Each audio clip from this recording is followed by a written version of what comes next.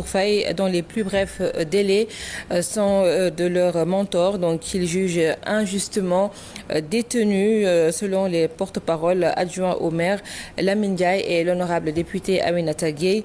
Il s'agit d'un règlement de compte et d'une tentative d'humiliation qu'ils n'accepteront pas. Lamine Ndiaye est ici au micro de Moussa Diagne et Abdou Boye. C'est l'occasion de lancer un appel solennel à tous les hommes et femmes épris de justice, aux organisations de défense des droits de l'homme et à la société civile pour dénoncer vigoureusement ces emprisonnements arbitraires dont font l'objet nos camarades de parti. Il ne s'agit pas seulement d'actions de droit et de justice, mais de véritables règlements de compte qui finissent par mettre à mal notre démocratie, tant enviée du Sénégal, de Léopold Sédar Senghor à celui de Macky Sall.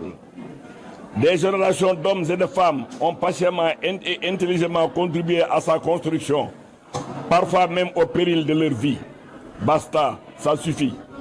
Nous ne pouvons rester les bras croisés face à cette dérive autoritaire qui menace nos valeurs républicaines, nos libertés et notre avenir. Nous, membres de l'Alliance pour la République APR de Saint-Louis, remercions et félicitons vivement du soutien de nos camarades du secrétariat exécutif national venus pour communier avec nous et donner à cette marche un cachet national, voire international. Chers camarades, votre soutien a été capital et inestimable. Votre engagement en faveur de l'état de droit, de l'impartialité et de l'indépendance de la justice, ainsi que pour la sacralité des libertés individuelles et collectives est sans faille. Merci et encore merci. Grâce à votre mobilisation, nous avons démontré que la voix du peuple ne peut être étouffée. Nous avons également montré que l'esprit de résistance est vivant et que la lutte pour la justice est une noble cause. Nous, membres de l'Alliance pour la République APR Saint-Louis, restons déterminés à exiger la libération de nos camarades et des dissidents injustement détenus. Les habitants du village de Després-Gallo dans la commune d'Afé-Djolof ont battu le macadam pour rejeter la décision de l'État de confier la gestion de leur forage à la Sénégalaise des eaux rurales.